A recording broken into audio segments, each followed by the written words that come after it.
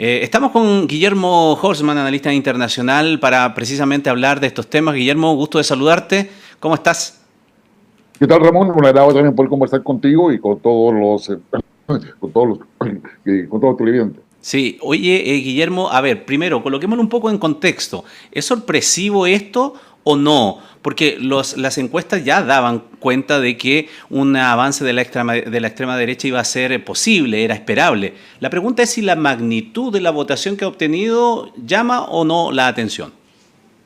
Sí, llama la atención. Esto no es sorpresivo, es parte de un proceso de fortalecimiento de lo que se denomina extrema derecha, que normalmente está asociado a un discurso antimigratorio, está muy concentrado en el tema de economía, la agricultura, en temas que son bastante propios de esa idea donde la soberanía de cada país es más importante que el resto, que más o menos para decirlo en términos muy simples. No es sorpresivo, pero ya es una realidad, y la realidad que queda establecida luego de esta elección para el Parlamento Europeo es que la extrema derecha llega a tomar un punto de influencia relevante en cualquier negociación de aquí a futuro. Se mantiene la fuerza del centro político en el Parlamento Europeo, pero claramente con una mayor incidencia y una mayor capacidad de influencia de lo que es la derecha y particularmente la extrema derecha. Ya, porque quien gana las elecciones es las coaliciones dominantes, ¿no? ¿Verdad? Y por lo tanto, el Partido Popular Europeo. Y por lo tanto, la presidenta de la Comisión Europea, Ursula von der Leyen, que pretende seguir en el cargo, ha señalado en el día de hoy, ha destacado eso, ha dicho que vuelve, o su idea es volver a pactar con los socialistas y con los liberales para tener mayoría. Pero me llamó la atención que dijo igual que se abría, ¿no es cierto?, a otras posibilidades de diálogo con otros sectores. Eso es un golpe de realidad, de acuerdo a lo que tú señalabas, es decir, aquí hay una fuerza con la cual es incidente y cualquier cosa pasa también por negociar con ellos. Efectivamente, y lo que está diciendo Ursula von der Leyen es que es necesario considerar este aumento de la derecha y que más cercano podría estar sería probablemente Meloni, que es la representante de Italia, al que está gobernando Italia, que ella viene de una larga trayectoria política desde la ultraderecha italiana, pero que hoy día gobernando se ha ido colocando más moderada. Y Ya. es ahí donde Van der Leyen está tratando de poder buscar apoyo de tal forma de tener una mayoría más holgada en el Parlamento Europeo. Todo esto lo vamos a saber probablemente a finales de julio, si es que no en septiembre, cuando se defina quiénes son los candidatos y Van der Leyen tiene la mejor opción para poder tener un segundo mandato. Sin embargo, las negociaciones con una ultraderecha que tiene una posición, yo como te decía, influyente, hace muy difícil poder plantear cómo va a surgir esto. Dicho de otra forma, Meloni hoy día tiene la llave de la estabilidad futura del Parlamento Europeo. Y eso es lo que vamos a ver en la negociación de la próxima semana.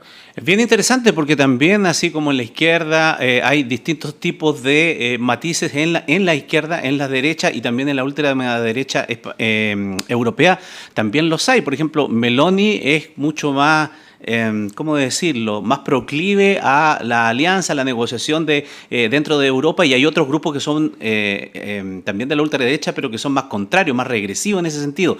¿Tú ves que es una evolución natural que ha tenido Giorgia Meloni, o es una forma también de legitimarse? Y esta es una gran oportunidad que tiene para ir sacando el cuco, el fantasma de la ultraderecha y mostrarse de una manera, le da una oportunidad esta elección de mostrarse dialogante, negociadora. Yo creo que son ambas cosas, Ramón. Primero, porque Meloni, ella viene de una visión de ultraderecha muy ultraconservadora. ¿Ya? Y de esa perspectiva va tomando una posición, digamos, muy nacionalista además, pero va tomando una posición. Y esa posición que tiene Meloni la distancia de lo que era la alternativa de Alemania, que finalmente dio un batatazo electoral, digamos, en la elección en Alemania, ocupando el segundo lugar, que no tiene puntos de contacto. Y lo propio también con la ultraderecha de Le Pen en Francia, que obliga al presidente Macron a disolver la asamblea y llamar a elecciones anticipadas. Entonces, Meloni, que no está bajo la etiqueta de la ultraderecha ni de Le Pen, que está más bien con Identidad y Democracia, que es un conglomerado de ultraderecha, ni tampoco está cercano a lo que es Alternativa de Alemania, que es un partido de ultraderecha bastante fuerte. En definitiva, ella tiene mayor capacidad de movimiento y mayor capacidad de negociación para poder ser creíble frente a un centro europeo donde están los socialistas, donde hay una visión liberal, como tú bien señalabas, y que ven con desconfianza a Meloni, a pesar de lo que hemos explicado. Pero acá hay un juego de ajedrez de cómo se van a estructurar justamente el Parlamento Europeo con un centro que se ha debilitado, pero sigue manteniendo la capacidad de la mayoría de la votación. ¿Los verdes son los grandes perdedores? ¿Perdón? ¿Los verdes son los grandes perdedores? Sí, definitivamente, ellos pierden, como si mal no recuerdo, más alrededor de 20 escaños. Los verdes quedan en una posición, yo diría, bastante secundaria hoy en día, y no van a ser los protagonistas, pero sí son necesarios electoralmente para poder darle, digamos, fuerza a la coalición que dirige Ursula von der Leyen. Y en ese sentido, los verdes y otros partidos no desean que se negocie con los partidos de ultraderecha, independiente cuál sea su origen. Y eso da paso para pensar que las negociaciones se van a ir polarizando en los próximos días, en las próximas semanas. Y justamente lo que se quiere evitar, y es ahí donde hay un juego para poder adelantar a julio lo que es la elección del presidente del Parlamento Europeo, o la presidenta en este caso, si es reelecta Ursula von der Leyen, y los otros órganos importantes dentro de la Unión Europea. Una Unión Europea que a su vez tiene debates internos en torno a cómo consolidar la democracia, y lo que ha pasado en Francia, España, Bélgica y Alemania, por cierto, dan paso a que la situación está recién empezando a tomar un signo de mucha negociación que no solamente es ideológica, sino que tiene que ver con la realidad que tiene Europa hoy día con una guerra que tiene al lado como la de Ucrania. Ya, y una última cosa muy breve, porque se me acabó el tiempo, Guillermo, pero la movida que hace el presidente Macron de ni siquiera terminar de escuchar los resultados y decir que disuelve el Parlamento y llama a elecciones, ¿es una movida riesgosa o no? No, muy riesgosa, es una movida riesgosa, y Macron siempre ha jugado muy pegado a la línea del riesgo.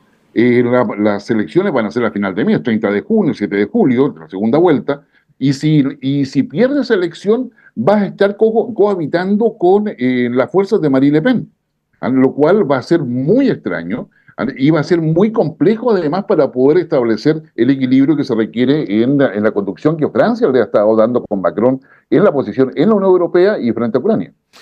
Las elecciones del Parlamento Europeo, conversándolo con Guillermo Holzman a esta hora. Muchas gracias, gusto de saludarte como siempre. Un gusto, Guillermo, que estés bien.